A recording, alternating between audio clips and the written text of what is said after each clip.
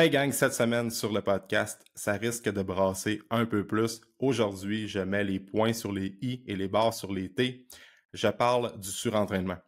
Et là, j'ai une question pour toi. Est-ce que tu t'es déjà fait dire que tu t'entraînais trop et que tu allais trop souvent au gym? Ou est-ce que tu as déjà entendu des discours du genre ben là, tu devrais pas aller t'entraîner aussi souvent que ça.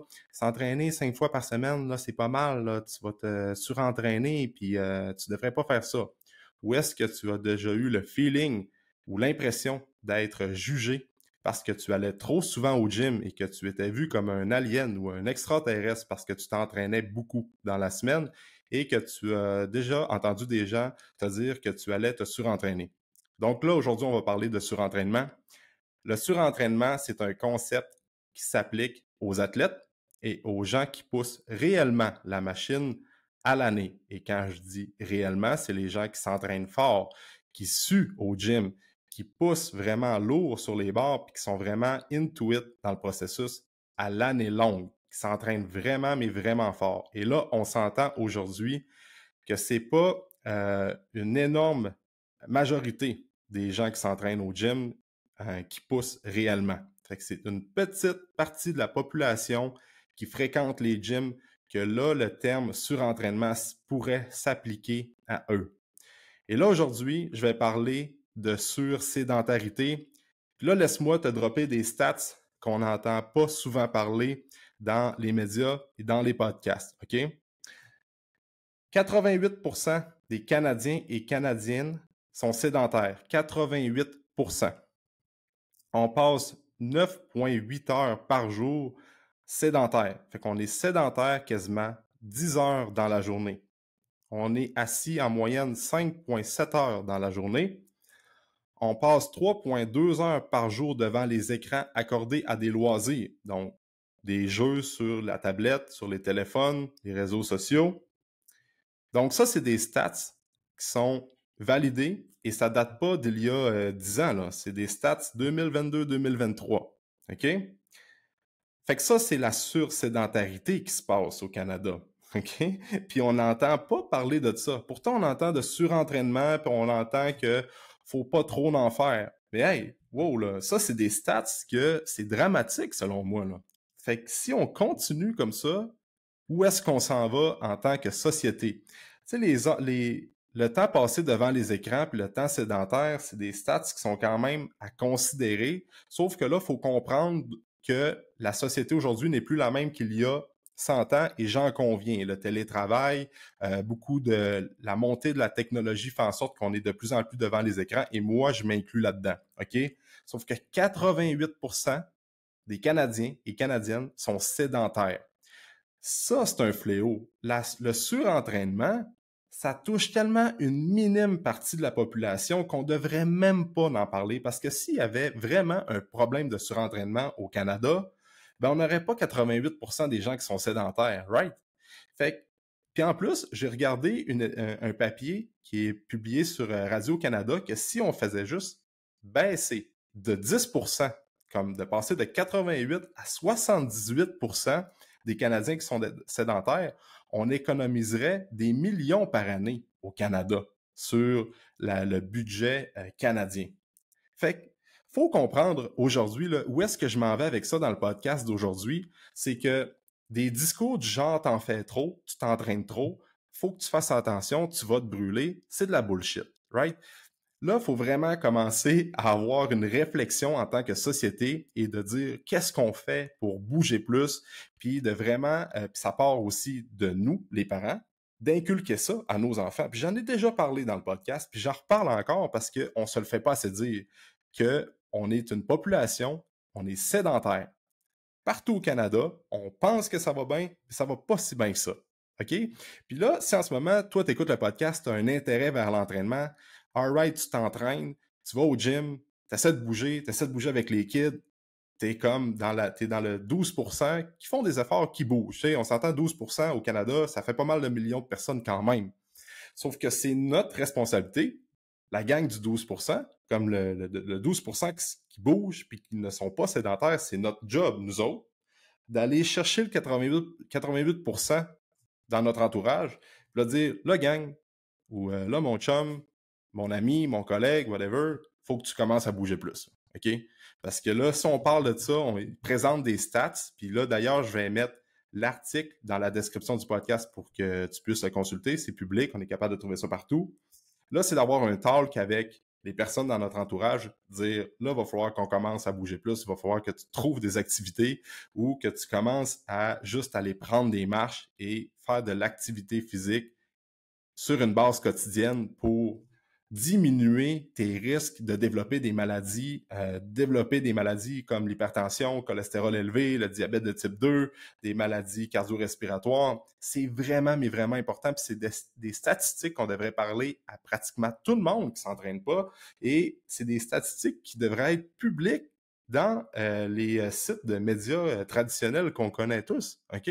Fait que si on n'en parle pas dans les médias traditionnels, puis on n'entend pas souvent ça parler, il faut en parler dans les podcasts, puis il faut en parler dans le bouche à oreille. C'est vraiment, vraiment important. Moi, les stats, quand j'ai vu ça, je capotais 88%. Puis on pense que justement au Canada, ça va mieux comparativement aux États-Unis, mais c'est pas si mieux que ça. Hey, aux États-Unis, là, on est rendu à presque 80% des Américains qui sont en surpoids ou bien qui sont obèses. 80%. C'est fou raide, là, quand on y pense, là. Fait que où est-ce qu'on s'en va dans les prochaines années?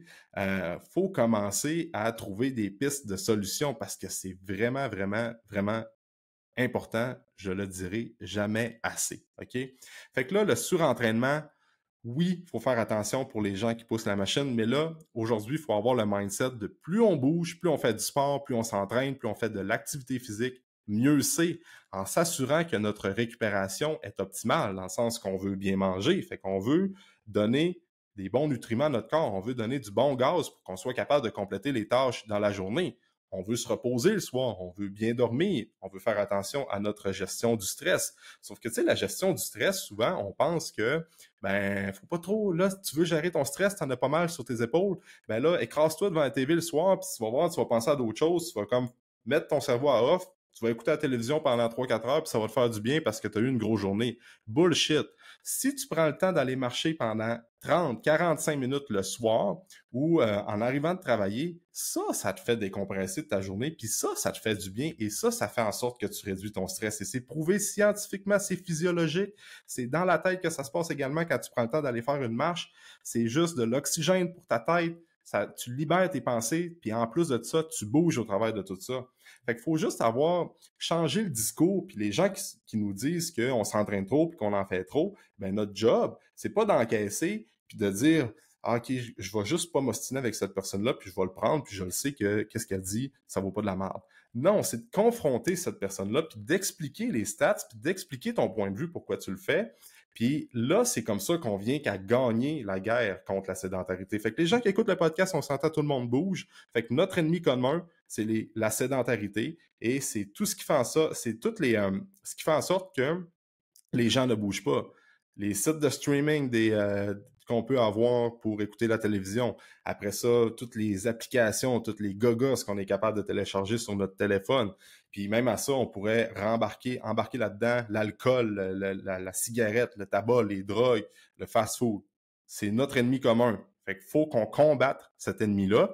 Et là, il faut qu'on se craigne mutuellement en gang, dire on ne sera jamais assez pour combattre les multinationales, tout ça, mais on peut-tu faire notre petite part pour faire en sorte que notre société puis notre communauté bouge de plus en plus, OK? Fait qu'il faut vraiment comme, lorsque quelqu'un nous dit « tu bouges trop, tu t'en fais trop », non, non, non, laisse-moi t'expliquer quelque chose, drop les stats, puis have une vraie discussion avec cette personne-là, puis être un peu plus dans l'ouverture, la discussion, puis de vraiment dire « je vais t'apporter un point que tu ne connais peut-être pas », OK? Qui est justement 88% des Canadiens, Canadiennes sont sédentaires. Fait qu'on veut baisser ça. On veut diminuer ça. Puis la pandémie n'a pas aidé. Sauf que là, la pandémie, on a passé au travers. OK? Il y a des dommages collatéraux, mais là, on peut-tu se concentrer sur le futur puis d'arrêter de rester dans le passé et dire ben là, la pandémie a amené tel problème. Oui, oui. Mais là, qu'est-ce qu'on fait, là? OK? On est-tu en mode on reste sur place puis on est comme bon, ça n'a pas de bon sens, tout ce que ça. Les dommages, puis qu'est-ce que ça a laissé? On peut-tu trouver des solutions maintenant? Parce que si on laisse ça aller, le 88% va juste augmenter. OK? Ben, Puis j'écoutais dernièrement un podcast, pas un podcast, plutôt un documentaire sur Netflix sur les Blue Zones. Il y a quelques Blue Zones là, partout dans le monde où c'est là qui ont relevé un certain nombre de centenaires. D'ailleurs, j'ai déjà préparé un podcast sur ça. C'est vraiment intéressant le documentaire, vous pouvez l'écouter là. Puis, ce qui retirait beaucoup, ce qui était vraiment un déterminant commun dans la plupart des sociétés qui avaient beaucoup de centenaires, c'est que l'activité physique était tout le temps, tout le temps, tout le temps présent. C'était pas aller au gym, là. C'était de marcher. Il y a même un village, vu qu'il est beaucoup escarpé, que c'est beaucoup en montant, que c'était que les gens étaient toujours en train de marcher et monter, fait que ça faisait en sorte qu'il y avait une petite dépense énergétique supplémentaire lorsqu'ils marchent, puis ça faisait impliquer les muscles au niveau du bas de corps et tout ça, fait que c'était vraiment quelque chose qui ressortait dans la plupart des sociétés des Blue Zones, fait que l'activité physique est là. Même aussi, c'est l'activité physique faible et prolongée sur une longue période de temps. Fait qu'il faut juste, des fois, penser en dehors de la boîte, de pas juste penser à aller au gym et tout ça, mais c'est d'augmenter le nombre de pas qu'on fait dans la journée, de se parquer plus loin lorsqu'on va à l'épicerie, de faire des pas de plus dans la journée, de juste bouger plus de façon globale. Des fois, c'est pas tant compliqué, c'est juste d'avoir le réflexe d'aller plus dehors, de marcher plus, de prendre les marches, c'est des trucs qui sont simples. Sauf que ça marche, Colin. Fait que ce que je voulais dire aujourd'hui, c'était ça, c'est d'avoir vraiment le mindset de dire là, OK, notre mission, c'est de diminuer ça collectivement. Le 88%, on veut le baisser au max, puis on veut bouger plus. Donc aujourd'hui, la mission que je te donne pour les prochaines semaines, c'est de cibler des personnes dans ton entourage qui ne bougent pas, puis qui devraient, parce que tu le sais que ça va leur faire du bien pour leur longévité surtout, puis vivre mieux, vivre plus vieux. C'est vraiment, vraiment important. Donc, cible des personnes dans ton entourage, puis essaie de les craquer à juste bouger plus, puis parle des stats, 88%. Moi, j'en reviens pas encore. OK? Donc, merci encore d'avoir écouté le podcast. Merci de laisser un 5 étoiles sur Apple, l'application Balado sur Apple, sur Spotify, et abonne-toi à la chaîne YouTube. Et on se dit dans un prochain épisode.